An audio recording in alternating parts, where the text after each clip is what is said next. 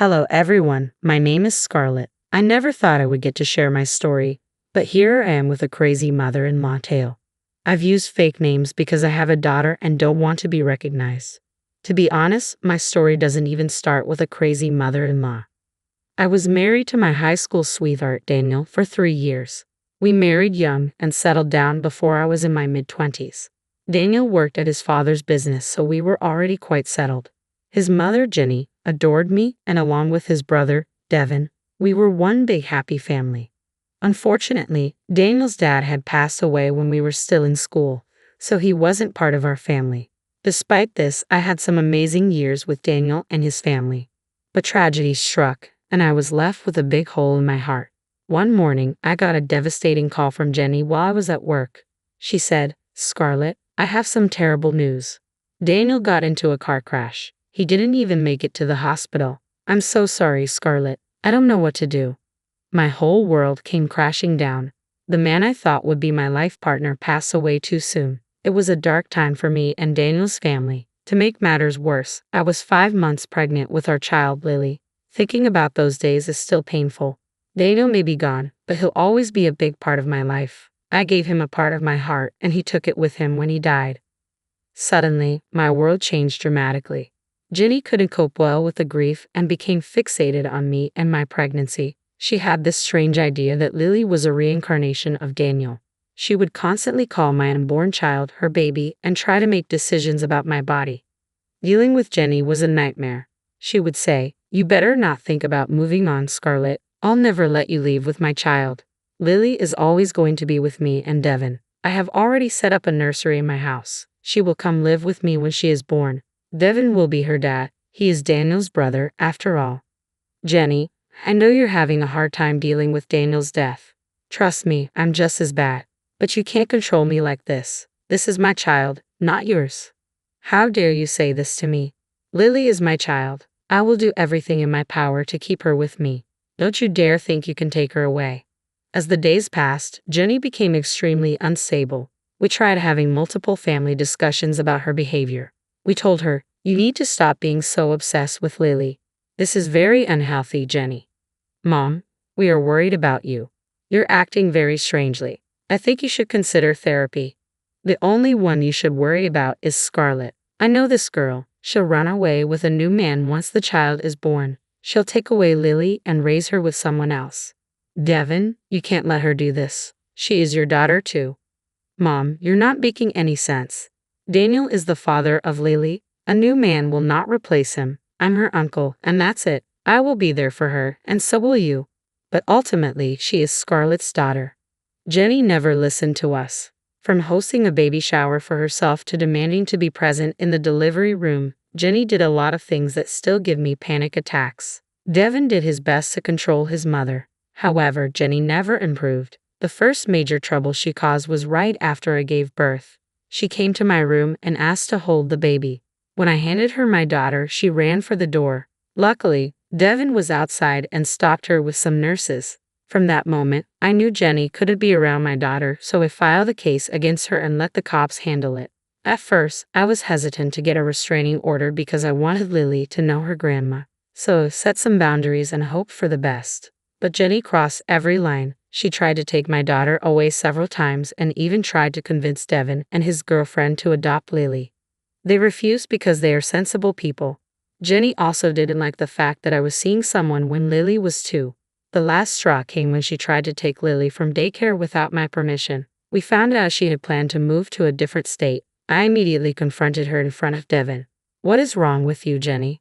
How many times do I have to tell you that you can't see my child without my permission? Even the courts are with me on this, yet you keep trying to take her away. Lily is my child, and she deserves to be with me. I'll keep her until Devin and his girlfriend get married. Then we will be a happy family. You can go have a new child with your boyfriend." "Mom, you can't say or do things like this. We have already told you that Lily belongs to Scarlett. If she marries again, Lily will have a father figure. You don't have to worry about her." "No, no, no. This is Daniel's daughter. I won't let anyone else raise her. She is mine and mine only. Scarlett is nothing but a womb. I will take my Lily away from this witch." By that point, I was completely done with Jenny. She never improved and only got worse with time. I was genuinely worried for Lily's safety, so I decided to file a restraining order against Jenny. I knew the restraining order would make her furious, so before she could cause any more damage, I moved to a different country. I took a transfer and left without telling anyone the address.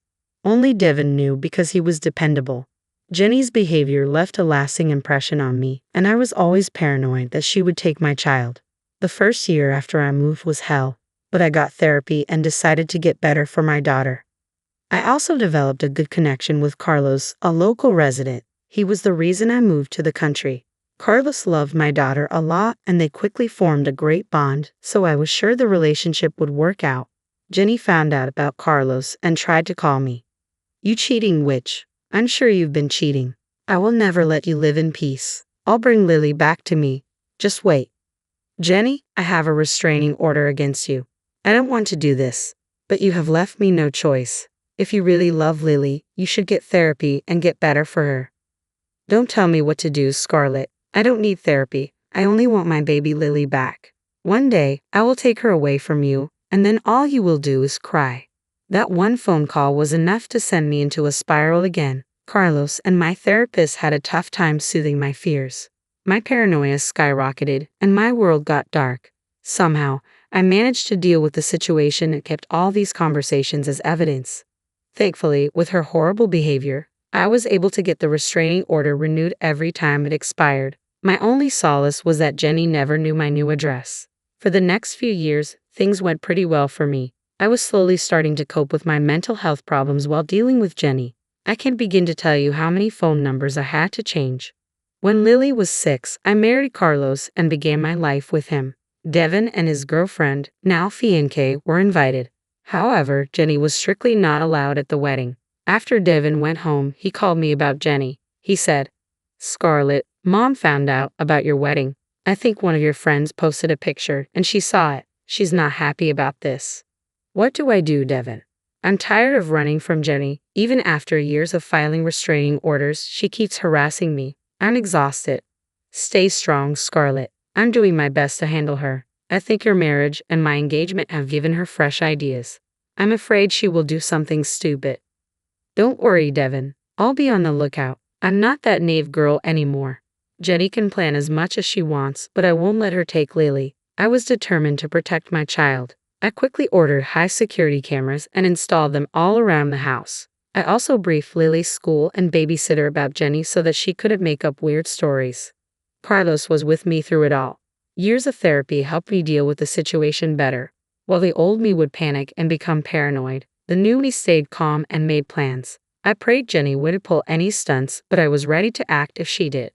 Jenny's last crazy episode happened very soon after. One morning, while I was at the office pulling an overtime shift, I was surprised by a call from Devin. I had no idea why he would call me at work, and my stomach was in knots as I picked up the phone. Devin sounded panicked and said, "Scarlett, you have to listen to me. This is serious. Mom just left me a message that she's bringing back Lily. I know you will never allow that, and I'm afraid she will do something stupid." "What the hell, Devin? I never gave her permission to take Lily. We have a restraining order against her. I think Mom is planning to kidnap Lily and bring her to my house. I've tried to change her mind, but I'm afraid she will run away with her if I push her too much. You need to stop her before she takes Lily." "Thank you for telling me, Devin. I have no idea why Jenny still hasn't gotten the hint. Her behavior keeps escalating. She's adamant that Lily should stay with her. Mom is still obsessed with having Lily replace Daniel as her dad, but she's being very unreasonable. I know she needs help, but she refuses to go to therapy. I'm sorry to say this, Devin, but this time I don't think I can forgive her. If she really tries to kidnap my daughter, I will be sending her to jail." Devin understood my stance and promised to be in touch in case something went wrong. Meanwhile, I started to plan a trap for Jenny. I knew that even if I left work right then, I wouldn't be able to reach home on time. So, I picked up my phone and made a call. Then I simply sat back and waited for Jenny to show up. I had a small hope that Jenny wouldn't be this crazy, but it turns out she truly was. My house has security cameras covering the entire place, so I was able to watch everything while driving back home with a friend. As I watched Lily play on the lawn, I spotted Jenny making an entrance. Jenny actually tried to take my daughter. I was enraged by her behavior. Even after everything, she wanted to ignore the court and take my child. She did it in the afternoon, knowing I wouldn't be home. However, she didn't know one thing about my life. Carlos and I had gotten married 6 months ago, and Lily's new stepfather was watching everything from inside the house. As soon as Jenny snatched up Lily, she cried out for Carlos, who immediately came and blocked the front door. Through the security camera, I saw Jenny go completely white as a ghost. My daughter fought off her arms and ran straight to Carlos. There was one thing Jenny didn't know about the new man in my life. Carlos was a police officer. To be precise, he was the sheriff of our county. Jenny took one look at him and her jaw dropped, especially because he was still in his police uniform. He had just come back from work and was spending time with my daughter before I came home. The call I made from the office was to Carlos. He picked up my daughter from school and stayed home until I got back. Jenny stupidly thought I would leave my daughter unsupervised. Instead, she found a living and breathing cop stationed at my house. I heard Carlos say, "What are you doing here, Jenny? I know you were Scarlett's mother-in-law. I'm interested to know what brings you here." "I'm here for my grandbaby. It's time she spent time with me." "Who the hell are you? And where is my grandbaby?" "First of all, you are not supposed to be in this house. I also know that you don't have any visitation rights with Scarlett's daughter. I suggest you tell me your intentions since there are cameras in the house." "Who the hell are you? Why are you in this house around my granddaughter? You're not supposed to be here. I won't allow an unknown man to be near my granddaughter." "I am not an unknown man. I'm her stepfather, and I have every right to be here.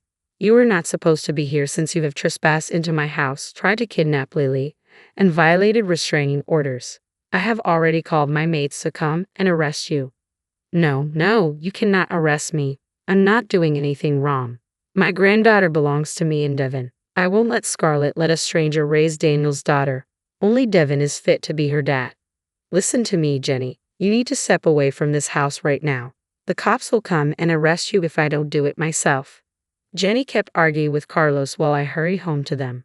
My friend from work drove me to my house, and as I watched the confrontation, Carlos warned Jenny that she would face serious consequences if she didn't leave. But Jenny decided to continue arguing. As soon as I reached the house, Jenny started shouting at me. She said, "You witch, you've intentionally married a cop so that you can take away my granddaughter. This is all you're planning. I always knew you were a total witch." "Calm down, Jenny. You keep forgetting that my cop husband is right in this house. Believe it or not, he will arrest you if you keep harassing us." "I won't go down so easily. I'll tell everyone that you were cheating with Carlos before Daniel died. I will ruin your reputation and take Lily." "Carlos, you can add harassment and slander to Jenny's list of offenses now. Looks like she won't stop." Just then, the rest of the cops arrived. They came inside the house and spoke to Carlos about the situation. When Carlos and I gave our statements, Jenny threw another fit. She started screaming and crying about how unfair and selfish we were being. "You are a vile woman, Scarlett. You want to keep me away from Lily. You have no respect for Daniel's memories. Why can't you just give Devin my granddaughter? He's the only one who should be her dad. She is my granddaughter. I have the right to decide who raises her. The courts are wrong. I deserve to be with Lily. She deserves to be in my family. I won't let her stay with you." Jenny took that opportunity to attack me again. Yes, this crazy lady tried to assault me in front of my cop husband and friends. She was immediately restrained, and Carlos looked extremely pissed off. He spoke with his colleagues, and in a few seconds, Jenny was taken away in cuffs. She did try to fight those officers, which added another offense to her already big criminal record. After everything happened, I took some time off work to be with my daughter. She was still traumatized by everything, especially by the way Jenny tried to grab her and run.